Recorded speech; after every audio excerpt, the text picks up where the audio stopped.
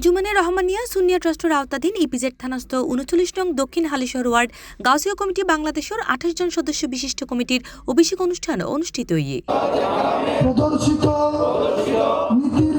জানুয়ারির ৯ তারিখ শুক্রবার রাতে দক্ষিণ হালিশহর উচ্চ বিদ্যালয় মাঠ প্রাঙ্গণত মেজি এই অভিষেক অনুষ্ঠান সম্পন্ন হয়। অনুষ্ঠানের সভাপতি মোহাম্মদ ওমর ফারুকের সভাপতিত্বে এবং সাংগঠনিক সম্পাদক মোহাম্মদ মনিরুল হক রুবেলের সঞ্চালনায় অনুষ্ঠানত মেজি প্রধান অতিথি হিসেবে উপস্থিত আছেন আইনজীবী ও আঞ্জুমানে রহমানিয়া সুন্নিয়া ট্রাস্টের মুখপাত্র অ্যাডভোকেট মোসাইবউদ্দিন বখতিয়ার। এই সময় প্রধান বক্তা হিসেবে উপস্থিত আছেন ইপিজেড থানা গাউসিয়া কমিটির আহ্বায়ক রকুনউদ্দিন মাহমুদ খলিল।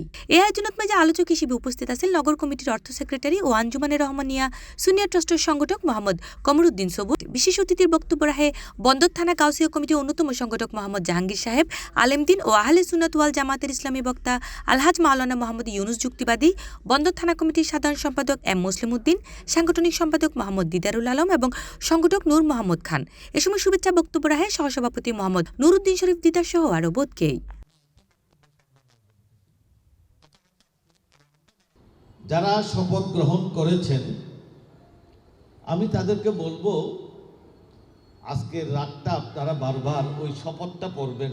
সিটি কমিটির মধ্যে ৪১টি ওয়ার্ড, ২টি এক্সট্রা ওয়ার্ড আকবরশাহ থানার ওদিকে, কর্ণফুলী থানা ৭টি, মোট ৫০টি, উত্তর জেলা দক্ষিণ জেলা থানা কমিটি ৩০টি।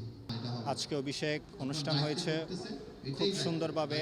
আপনারা সকলেই জানেন গাউসিয়া কমিটি শুধু একটি কমিটি নয়, মানবতার একটি ফেরিওয়ালাও বটে। আমরা এই অনুষ্ঠান সফলতা করতে পারি, আমরা আনন্দ এবং গর্বিত।